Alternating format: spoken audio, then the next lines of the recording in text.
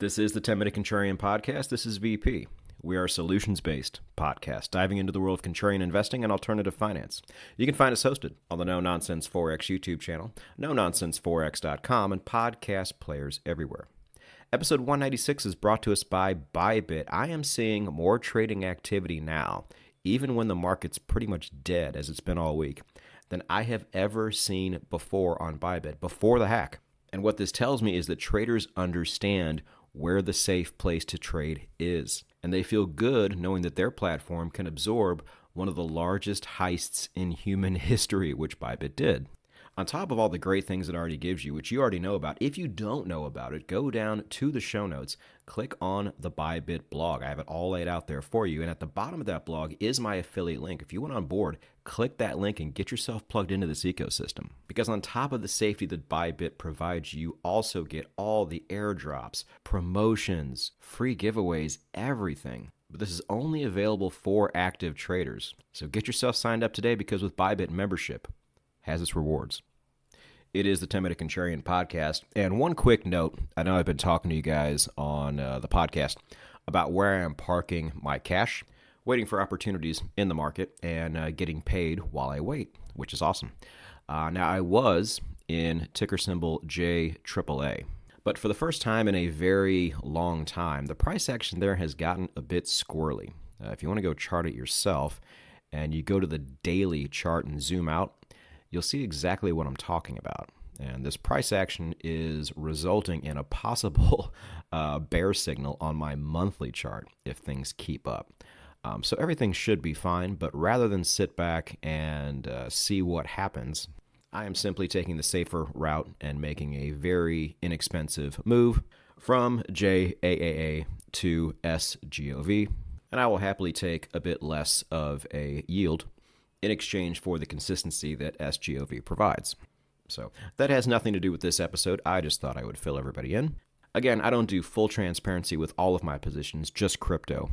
But I did feel like it was fair, since I was talking about that a week ago or so, that I update everyone on that. Now, moving on to commodities. Now, we have talked about this particular subject and ways to invest in commodities on a broad scale in the past, but it's been a while.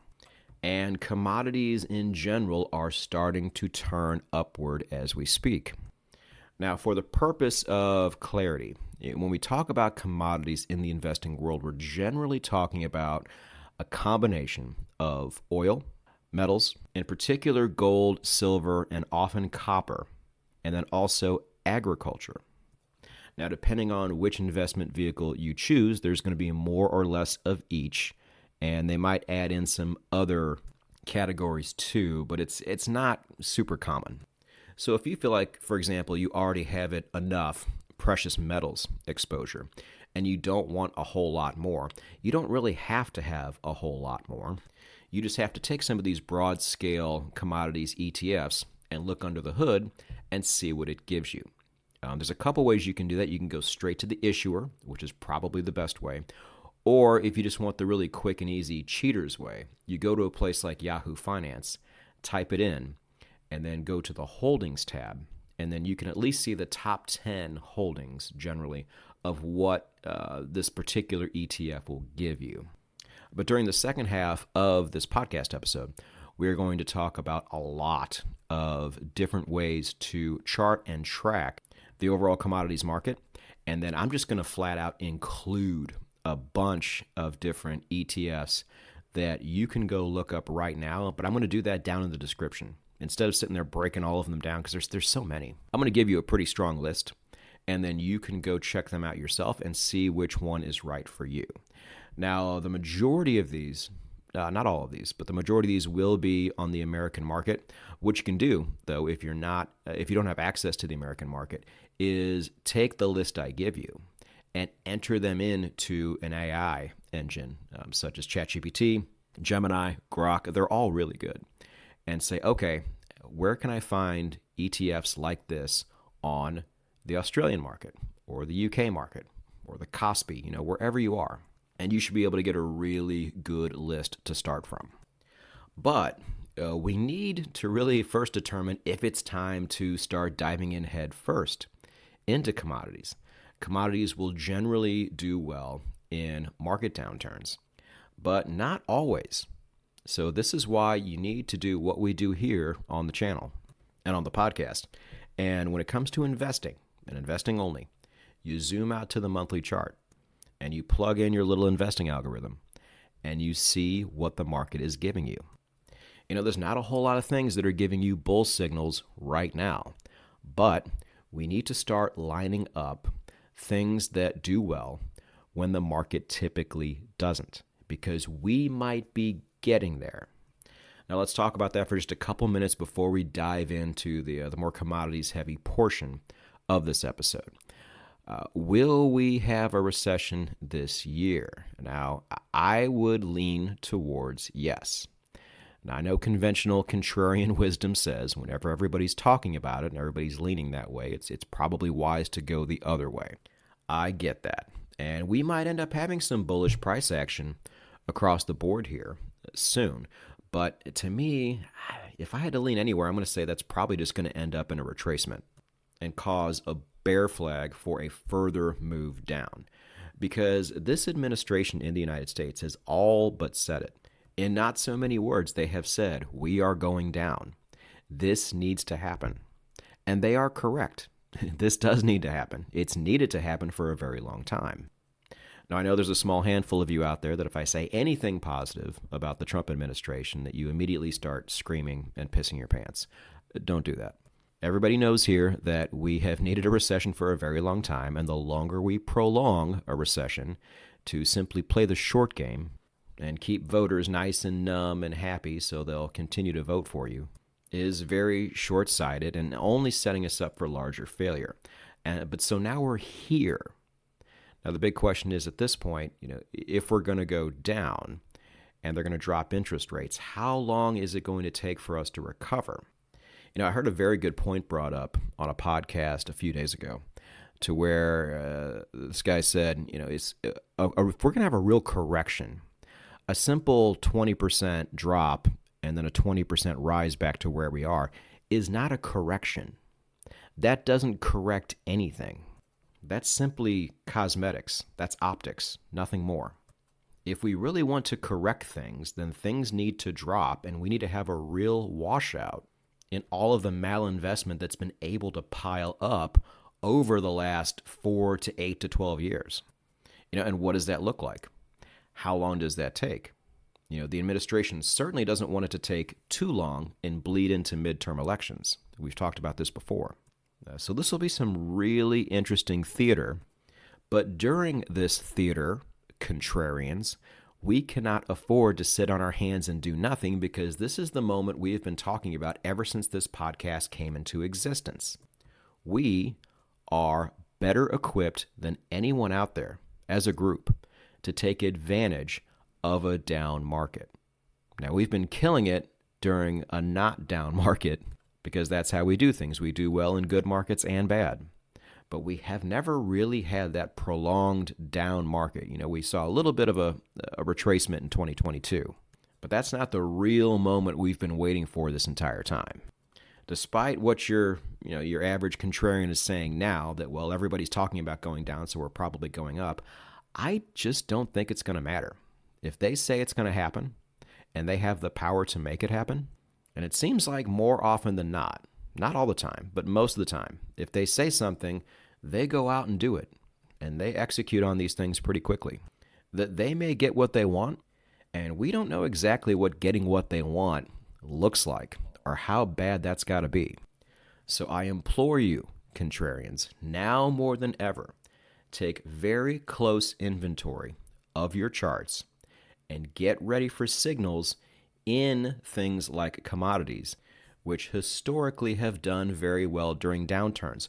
On top of that, this administration has also said in the United States that we are doubling the size of our industrial complex because we need to, which they do. And things like this take a lot of energy and overall commodities. And if commodities already go up in a down market, well, this is just another added bonus and another added reason to get into these things. And I would hate for some of you guys who have been with me since the beginning to go 4 years of us talking about stuff like this and then miss the big opportunity whenever that's going to be. So what I'm going to do is give you a couple broad indices to look at, and then also give you a host of ETFs to look at as well, so you can chart this yourself on TradingView, which, still MT4 is still my favorite place to trade. But as far as investing, TradingView cannot be beat. It's free. You can put a pretty good algorithm on it, maybe not the most ultimate optimized algorithm, but for something like this, it doesn't matter. Just get it close. Zoom out to the monthly chart and see what it's giving you. And if you get it wrong the first time and you get a bull signal, but it turns out to be wrong and you get a bear signal soon after, that's fine. Go ahead and take the loss, because as we know with markets like this, when you get that real bull signal, this thing is going to go for a long time. So it's just like trading. If you get the first one wrong, who cares? Get in the next one. Losses happen in trading all the time, and they happen in investing all the time. The key is to make sure that you're there and you're present and you're active for the big runs, which we know in commodities do happen. And we know in commodities right now, there is starting to be a bit of a turn, which you're going to see on your charts. You're probably going to notice on a lot of these that you're either getting a bull signal right now or you're getting close to one. And so something like a more broad scale commodities ETF is a really great vehicle for your money if you don't want to be an eccentric lunatic like me and put your money in every single sector that you're interested in across the board. That's a lot of investments. And if you only have enough investable capital for maybe, 2 positions that you would be comfortable with, well, you can put half of that in a broad scale commodities ETF and the other half in something else you've been interested in, like lithium, like water, like platinum, or maybe you think tech's going to bounce. Whatever you're interested in, more broad, comprehensive ETFs like this not only give you that full exposure, but also make it so you don't have to pick the ultimate winner in that field. Things like agriculture, it's pretty hard to invest in, I think. And is that going to outperform oil? Is that going to underperform precious metals? You can just take all the guesswork out and just have all of that right there and let the whole thing go up, as opposed to sitting there and trying to put too fine of a point on things and pick the absolute winner. I really like these. And as I said, these markets are starting to turn. Now, how do you look at the overall market? Well, there's a lot of ways. And TradingView is really great because you're not just looking at investment vehicles. You can look at entire indices, sub-indices, if you know what you're looking for and how to do it. And so I'm going to show you a couple ways here. Historically, one of the places that most people will go to see where the commodities market is going is the Bloomberg Commodities Index. Now, the problem with this, there's a few. One, it's really only available on the Bloomberg terminal, which is over $2,000 a year to sign up for, which I don't want to do. And then if you just look it up online, you can go to Bloomberg, but everything on Bloomberg is behind a paywall, so forget that. And if you type in BCOM, which is what the Bloomberg Commodity Index is, the ticker symbol it's known for, if you type that into TradingView, you're not really getting the Bloomberg Commodity Index. You're getting this weird ETF out of the UK, and I just went and looked at it, and it is not at all what you're looking for. There are much, much better ways to track this overall index. So eliminate BCOM, the Bloomberg Commodities Index. It is not the way. There are better ways. So let's have a little fun with this. Let's have some fun with TradingView. Now, everything I mention, I am already going to put in the show notes for you. So don't worry about recording everything I say here. Now, TradingView also has a watch list feature. So if you want to save any of these and go reference them anytime you want, definitely something I recommend. But the first overall index to look at is type in SPGSCI into TradingView.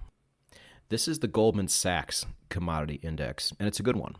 And by using something like this, if you are getting a signal on this index, which I am not yet, but when that day comes, you can pretty much rest assured that a lot of investable commodities ETFs are going to be giving you a signal as well. It's just like anything else. If the underlying market is going bullish, chances are all the investable things are going bullish as well. Now, if you'd like a second one, I got one, but it's long. This is going to be TRJEFFCRB. Don't worry, I'm going to put this down in the show notes. But this one's kind of weird because when you put that ticker symbol in, the ticker symbol actually changes a little bit to TRJEFFCI. I don't know why it does this. But this is going to be the Thomson Reuters Commodities Index. And what's cool about this is it doesn't move in lockstep with the index I just gave you before. It's a bit different.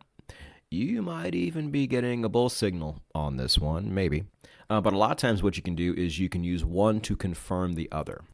You might be getting an early bullish signal on one, and you're like, is this legit? Well, wait for the other one to give you a bullish signal as well. And you can play it that way if you like, depending on how aggressive you want to be here. Now, neither one of these are investable on their own, but that's fine. There are plenty of ETFs which are, and some of them attempt to track things like BCOM and some of these other indices I just told you about. Now, if you chart them, you will see they don't do this perfectly, but they do come close. Now, one of these ETFs we have talked about in previous episodes and previous blog posts has been ticker symbol COMB. This is the Granite Shares Bloomberg Commodity No K1 ETF.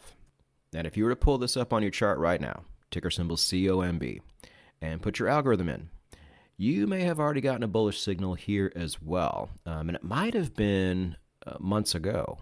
So you may feel like you missed it. But did you really miss it? Whether you're able to chart this with me or if you have to do it later, I want you to go look at this chart because I think there's a really interesting takeaway here. You may have gotten a signal. So I'll tell you right now, I got a signal months prior. But when I got it, it's only really $1 cheaper than it is right now. And in that time, as you can see, it's formed a bit of a double bottom as well. And unlike trading, where you really do want the most optimal price possible, with investing and with the monthly chart, if you're $1 off here or $1 off there, it's not going to kill you. But again, the main message here is some of these things are turning bullish as we speak. And as contrarians, we like to be early. So I don't want you guys to sit there and all of a sudden see all these stories come up on financial media about how this commodity super cycle is about to start, and we all end up trying to enter when the normies enter. Not optimal. Could still be profitable, but we want to be in before they are. Now, in the show notes, I will list 5 other interesting ETFs for you to look at and check under the hood and chart, including a really interesting one in the UK that was set up by Jim Rogers. If you guys know Jim Rogers, he's the older guy who wears the bow tie with a southern accent, big-time commodities guy. But also, if you just want to copy-paste this entire list and put it into an AI chatbot and see what is available in your neck of the woods, please go do that. Because I seriously want to see every single one of you have some real exposure to this market when the commodity supercycle officially gets underway. And there are a lot of reasons going on in the world right now which would support the possibility of this happening quite soon, if not right now. Because contrarians, we were put here on this earth to do well and make money, while the rest of the world, for some reason, is just eating shit and taking a bunch of losses on purpose. We win on the way up, and we win on the way down. And it's that winning on the way down that's going to make our total return much, much higher than your average investor, your average firm, your average hedge fund. Because unlike the majority of them, we're not just early. We actually know how to read a fucking chart.